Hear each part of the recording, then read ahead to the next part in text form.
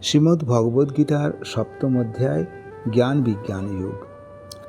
हे पृथानंदन, मुझमें आश्रित होकर योगाभ्यास करता हुआ यह विज्ञान सहित ज्ञान संपूर्ण रूप से कहूँगा, सुनते रहो जाओ। मनुष्याणां सहस्रेषु कश्चित् जतति सिद्धये जततामपि सिद्ध्यानां कश्चित् मां तत्ततः। अर्थात हजारों मनुष्यों में कोई एक सिद्धि या कल्याण के लिए यत्नवान होते हैं। उन यत्नवानों से कोई ही मुझे यथार्थ रूप से जानते हैं। समग्र जगत ईश्वर से ही जोड़ा है। पृथ्वी, जल, तेज, वायु, आकाश, ये पंच महाभूत और मन, बुद्धि तथा अहंकार, ये 8 प्रकार के मेरी अपरा प्रकृति है। और इस प्रकृति से भिन्न मेरी परा प्रकृति को जानो, जिसके द्वारा यह जगत धारण किया जाता है। संपूर्ण प्राणियों को उत्पन्न होने में अपरा और परा, इन दोनों में संयोग है। जैसे सूत की मणियों धागों में पिराई हुई होती है, ऐसे ही संपूर्ण जगत मेरे में ही ओतप्रोत है। भगवान की विभूति। हे कुंती नंदन, जलों में रस में मैं हूँ।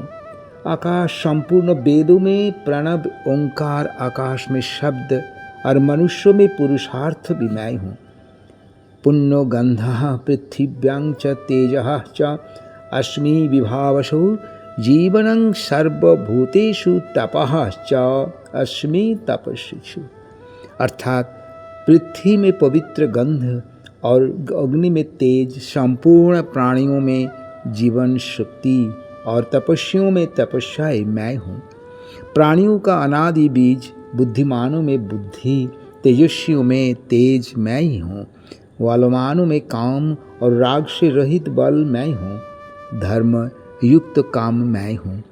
जितने सात्विक, राजसिक, तामस भाव मुझसे ही होती है, परंतु वे मुझ में नहीं जानते।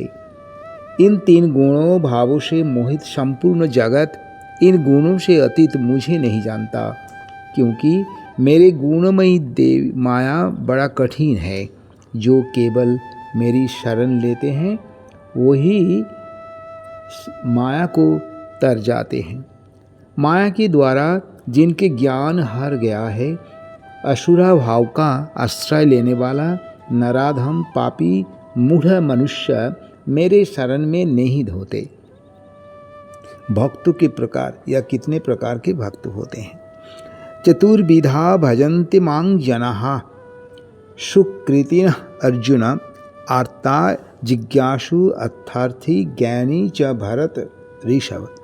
अर्थात हे भरत वंशियों में श्रेष्ठ अर्जुन, पवित्र कर्म करने वाले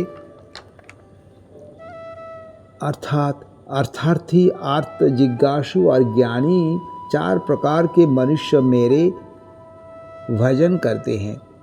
उन 4 भक्तों में निरंतर लगा अन्न भक्ति वाला ज्ञानी श्रेष्ठ है। सबके सब बड़े उदार है, परंतु ज्ञानी मैं स्वरूप ही है, मुझसे ही दृढ़ स्थित है।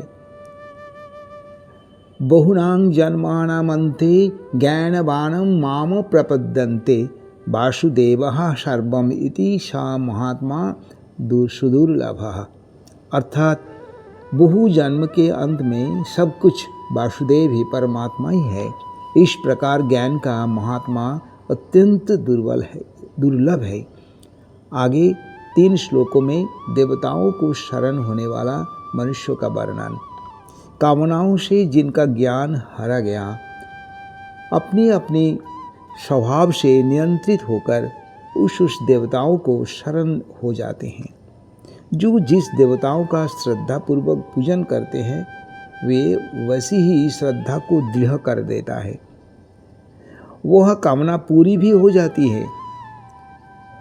बुद्धि वाला, पूजन करने वाला देवता मिल जाते हैं और मेरे भक्त मुझे ही प्राप्त होते हैं। बुद्धिहीन मनुष्य मेरे सर्वश्रेष्ठ भावों को न जानते हुए साधारण मनुष्य की तरह शरीर धारण वाला मानते हैं, उन सबको सामने में प्रकट नहीं होते। अर्जुन, भूतकाल में, वर्तमान में और भविष्य में होंगे इन सब प्राणियों की मैं जानता हूँ, परंतु मुझे कोई नहीं जानता।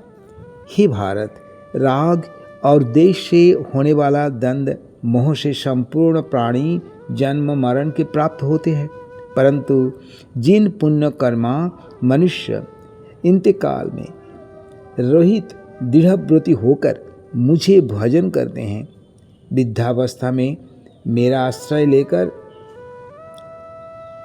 प्राप्त कर रख सकते हैं ईश्वर प्राप्त करने के उपाय। 2 श्लोक में कहा गया, जो मनुष्य अधिभूत तथा अधिदैव की सहित और अधियज्ञ के सहित मुझे जानते हैं, वे प्रयाण काल में भी मुझे ही जानते हैं या प्राप्त होते हैं। अधिभूत का अर्थ भौतिक